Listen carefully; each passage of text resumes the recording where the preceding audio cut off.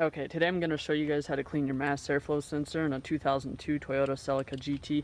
This job you're going to need a tiny Phillips head screwdriver as well as a bottle of mass airflow sensor cleaner. So the mass airflow sensor for this car, so your air is going to get sucked into here. It's going to pass through your air filter, which is along here. Once it comes up, it goes through the mass airflow sensor, it goes through this tube and gets sucked into the engine for combustion. And the reason you'd want to probably clean your mass airflow sensor, it's good just to do maintenance, is if your car's like hesitating and you kind of push it and it doesn't always go, or if it's stalling, not so much in a manual but in an automatic, that's an issue. If your idle speed, it's kind of bouncing around, it's a rough idle, that could be the O2 sensor, the idle sensor if it has it, or the mass airflow sensor. And then if you have like a loss of power, you might not notice this one if you haven't had your car for long, but over time, if you floor it and it seems like there's just not that punch like it used to have, definitely clean the sensor. And then as well as lost miles per gallon. For example, if you're not getting the best fuel economy anymore, this will certainly help it. The reason I'm cleaning it is because I think mine is dirty. I've cleaned it once before, but that was about 6 months ago.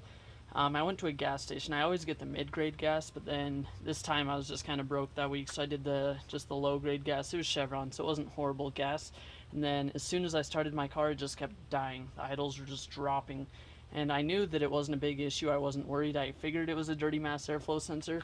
The reason it did that is because it slowly learns. And so as soon as I got out of that gas station, I had to rev up the car and just keep the idles high for a good 20-30 minute drive till the computer relearned how to adapt to my, I guess, not so high octane fuel.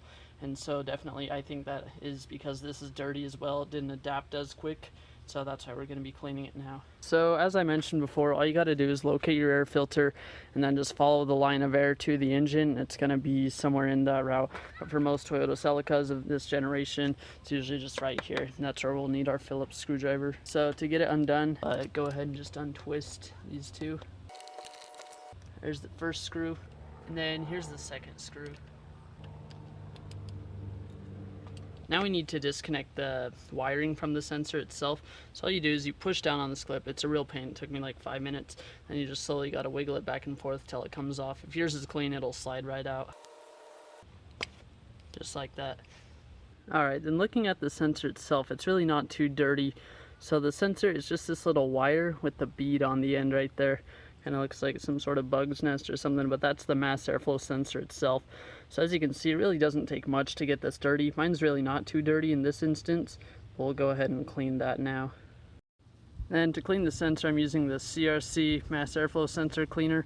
Like I said, you cannot use WD-40 or brake cleaner or carburetor cleaner because those will leave behind residues, and that'll cause it to give an inaccurate reading. So you have to use some sort of mass airflow sensor. I picked this up for about, I think it was $8-10 at AutoZone, so you can pick that up. You may want to wear gloves, but all you got to do is just point it right at the bead and then just spray it clean and it'll evaporate.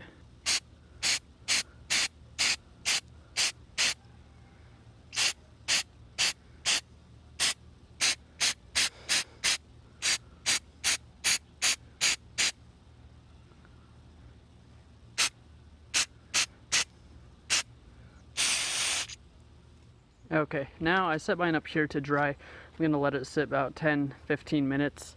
The reason you need it to dry, because if it's wet, it'll give you inaccurate readings and it'll mess with your idle a ton. As well, if you sprayed the electrical pieces of it and plug it in, you could short something out if it's still wet. So we're just going to leave that there to dry in the heat. But it does dry almost instantly, but better safe than sorry. Okay. Now that it's been about 20 minutes, it's completely dry. So to install it, it only goes one way. You'll see the two screw holes. You just got to match them up. So the direction for the plug, it's going to go this way. So go ahead and drop that straight in. Those bolt holes will line right up. And then we can take our plug. The piece with the clip, it goes right on top. So it just goes this way. Push that on there. You'll hear a clip. Now we just got to grab our two screws. Make sure it's flat in there. Just give it a push. And we're going to put those back in.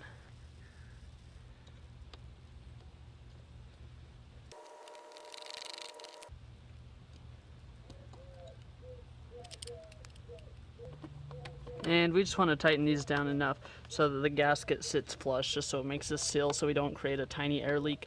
Wouldn't be a huge deal, but just for best practice. There we go, just like that, that's back in place. If your clip came undone, that just goes right here. And then let's close the hood, start it up, and make sure it works. Now that the new mass airflow sensor is installed, you're gonna probably get a lot more airflow now that it's a lot cleaner and it's not used to it. So the computer, it'll take like probably it just depends on your car, maybe 10 to 30 minute drive to recalibrate the system, or you could reset your ECU. To do that, you would just disconnect the battery, wait about 10 minutes tops, reconnect everything, then you'd start the car, let it idle regular, just so it kind of adjusts, and then you can start driving it. But like I said, I'm just going to let the computer do all the work, and it'll reset manually on its own as you drive. Alright, so after cleaning that, I definitely did notice a lot more power. I hate to sound like one of those kids that's like, yeah, I installed my cold air intake and I got so much more power, I can feel it already. But you really can when the computer isn't first adjusted to it and you punch it. It definitely is a lot more responsive, as well as it feels like it just has a little bit more peak power. Maybe that's just because it's more responsive. And one other thing I haven't noticed yet because I haven't tested it, but you're definitely going to get some better fuel economy, especially if yours is dirtier. I've also done this in my 1999 Toyota Camry, and it also gained a lot of power. Surprisingly, it was quite weird because it had never been done. It was so dirty, and that thing kind of took off because I had a lot of torque. But yeah, thanks for watching. I hope you enjoyed. Hope this helped. Give it a thumbs up. Be sure to subscribe. Soon I'll probably be doing some sort of giveaway. I'm not too sure yet. I was thinking about maybe sound system set for a Toyota Celica. But yeah, I'll keep you guys updated, and thanks for watching.